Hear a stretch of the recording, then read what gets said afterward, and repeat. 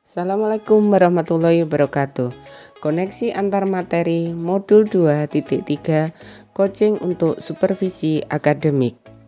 Perkenalkan, saya Indah Budiani, fasilitator Ibu Sukinah MPD, pengajar praktek Bapak Diono MPD. Tujuan pembelajaran khusus yaitu JGP menyimpulkan dan menjelaskan keterkaitan materi yang diperoleh dan membuat refleksi berdasarkan pemahaman yang dibangun selama modul 2 dalam berbagai media. Pemikiran reflektif terkait pengalaman belajar. Coaching, sebuah proses kolaborasi yang berfokus pada solusi, berorientasi pada hasil dan dilakukan secara sistematis, di mana coach memfasilitasi peningkatan atas performa kerja, pengalaman hidup, pembelajaran diri, dan pertumbuhan pribadi dari coachee. Adapun paradigma berpikir coaching yaitu 1. Fokus pada coachee yang akan dikembangkan. 2. Bersikap terbuka dan ingin tahu. 3. Memiliki kesadaran yang kuat, mampu melihat peluang baru dan masa depan. Prinsip coaching adalah kemitraan. Posisi coach dan coachee dalam proses coaching adalah mitra, artinya setara. Tidak ada yang lebih tinggi maupun yang lebih rendah. Yang kedua, proses kreatif. Proses kreatif dilakukan melalui percakapan dua arah yang memicu proses berpikir coachee, memetakan dan menggali situasi coachee untuk menghasilkan ide-ide baru. Yang ketiga, memaksimalkan potensi. Percakapan perlu diakhiri dengan suatu rencana tindak lanjut yang diputuskan oleh coachee yang dikembangkan untuk memaksimalkan potensi dan memberdayakan coachee. Coaching dalam konteks pendidikan, filosofi KHD, proses coaching sebagai komunikasi antara guru dan murid-murid diberikan ruang kebebasan untuk menemukan kekuatan dirinya dan peran pendidik sebagai pamong dalam memberi tuntunan dan memberdayakan potensi yang ada, agar murid tidak kehilangan arah dan menemukan kekuatan dirinya tanpa membahayakan dirinya. Sistem among semboyan ing ngarsa sung tulodo ing madya mangun karso tutwuri handayani menjadi semangat yang menguatkan keterampilan komunikasi antara guru dan murid dengan menggunakan pendekatan coaching. Tutwuri handayani menjadi kekuatan dalam pendekatan coaching dengan memberdayakan semua kekuatan diri pada murid. Kompetensi coaching. 1. Kehadiran penuh. Present, kemampuan coach untuk bisa hadir secara utuh bagi coachee sehingga badan, pikiran, hati selaras saat sedang melakukan percakapan coaching.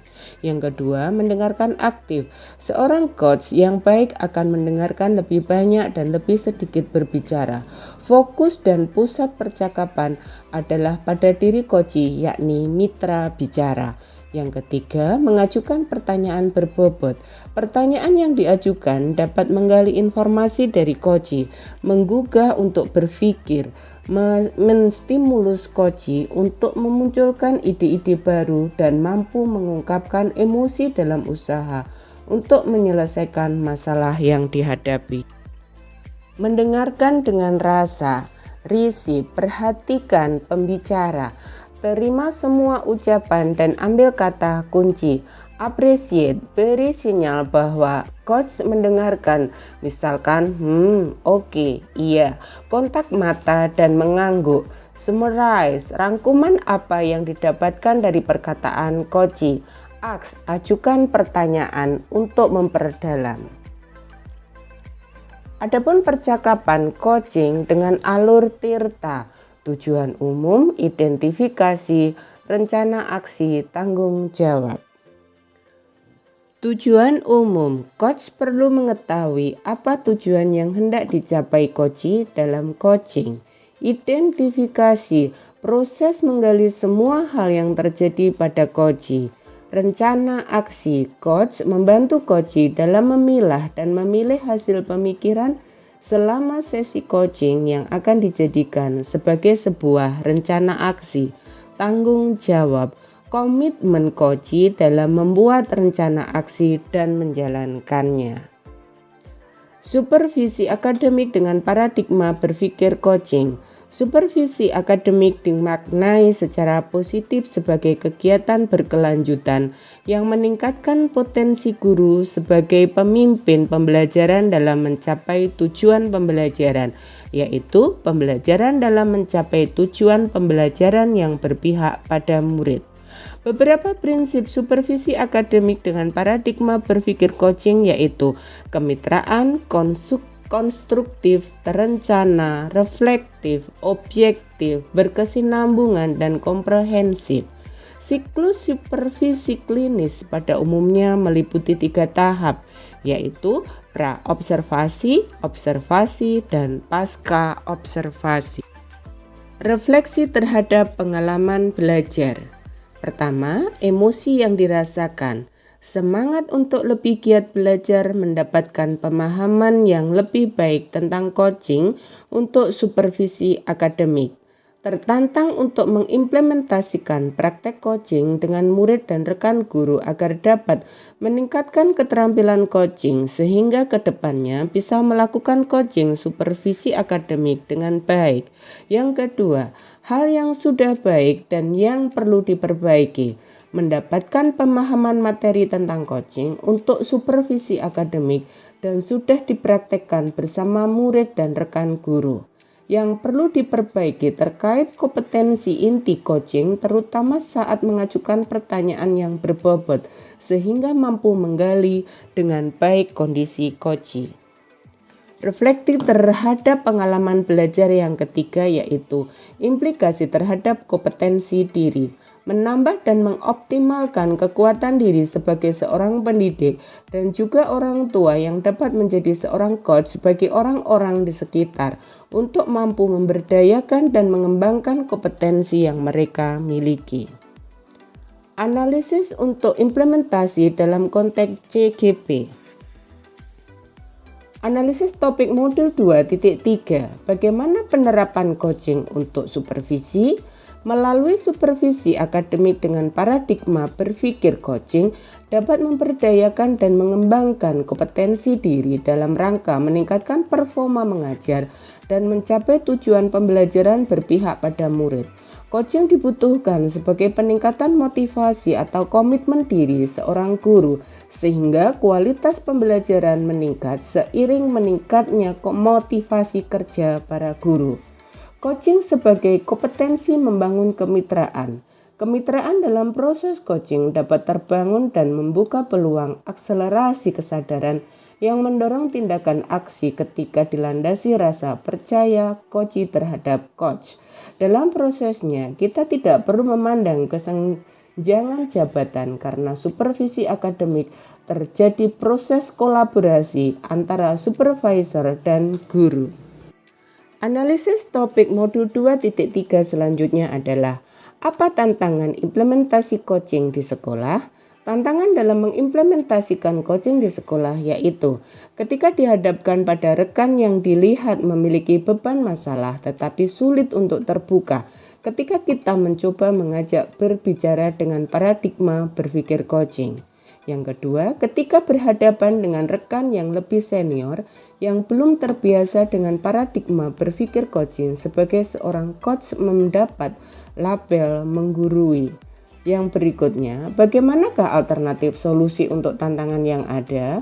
Dalam proses coaching, berusaha menjadi seorang coach yang mampu membangun kemitraan yang baik dengan coachee, berusaha menjadi pendengar yang aktif, memiliki komunikasi yang baik sehingga proses coaching mampu membuat coachee merasa nyaman dan terbuka. Hal tersebut dapat menghasilkan proses coaching yang maksimal yaitu terpecahnya masalah yang dialami coachee dengan solusi-solusi dari si coachee itu sendiri. Membuat keterhubungan. Keterhubungan modul 2.3 Coaching untuk supervisi akademik dengan modul 2.1 pembelajaran berdiferensiasi dan modul 2.2 pembelajaran PSE, yaitu untuk modul 2.1 pembelajaran berdiferensiasi adalah Dalam pembelajaran diferensiasi diadakan pemetaan kebutuhan belajar murid yang meliputi kesiapan belajar, minat belajar, dan profesi belajar murid. Hasil pemetaan ini murid sebagai coach dan dalam proses coaching dapat dioptimalkan potensinya yang ada pada dirinya untuk menemukan solusi terbaik. Modul 2.2 pembelajaran sosial dan emosional adalah ada beberapa aspek kompetensi sosial emosional yaitu kesadaran diri, manajemen diri, kesadaran sosial, keterampilan berempati, dan pengambilan keputusan yang bertanggung jawab. KSE digunakan oleh seorang coach dalam proses coaching terhadap coach agar mampu mengendalikan diri dan emosi serta menimbulkan rasa empati dan sosialisasi sehingga coach mampu mengambil keputusan dengan bertanggung jawab. Selain itu, teknik kesadaran penuh mindfulness dapat digunakan coach sebelum memulai coaching untuk memfokuskan diri agar hadir sepenuhnya atau present saat proses coaching terjadi. Peran sebagai coach di sekolah dan keterkaitannya dengan materi sebelumnya pada paket modul 2 yaitu pembelajaran berdiferensiasi dan pembelajaran sosial emosional. Pembelajaran berdiferensiasi memiliki konsep yaitu pembelajaran berdiferensiasi dengan pemetaan murid sesuai minat belajar, kebutuhan belajar, dan profil belajar. Dari ketiga cara tersebut dapat digunakan sebagai data awal untuk kebutuhan proses supervisi akademik dengan percakapan coaching. Hal ini sesuai dengan amanat dari Ki Hajar Dewantoro tentang sistem Among yaitu guru dituntut untuk memahami kodrat alam dan kodrat zaman murid agar pembelajaran bisa memaksimalkan karena guru memahami kebutuhan belajar murid, profil belajar murid, dan minat murid. Sedangkan pada pembelajaran sosial emosional atau PSE ada beberapa teknik seperti stop dan mindfulness listening yang dapat digunakan untuk melatih kompetensi inti dari proses coaching seperti sabar, terbuka, mempunyai empati, dan tetap mendengarkan aktif. Kemudian keterampilan sosial dan emosional dalam praktek coaching juga sangat diperlukan melalui pertanyaan-pertanyaan reflektif yang diberikan guru. Peserta didik akan menemukan kedewasaan dalam proses berpikir melalui kesadaran dan pengelolaan diri, sadar akan kekuatan dan kelemahan yang dimilikinya, mengambil perspektif dari berbagai sudut pandang sehingga sesuatu yang menjadi keputusannya telah didasarkan pada pertimbangan etika, norma sosial, dan keselamatan. Dengan menguasai keterampilan KSE, guru diharapkan mampu mengembangkan teknik coaching di lingkungan sekolah. Baiklah Bapak Ibu Guru, sekian, terima kasih. Salam guru penggerak, tergerak, bergerak, menggerakkan. Assalamualaikum warahmatullahi wabarakatuh.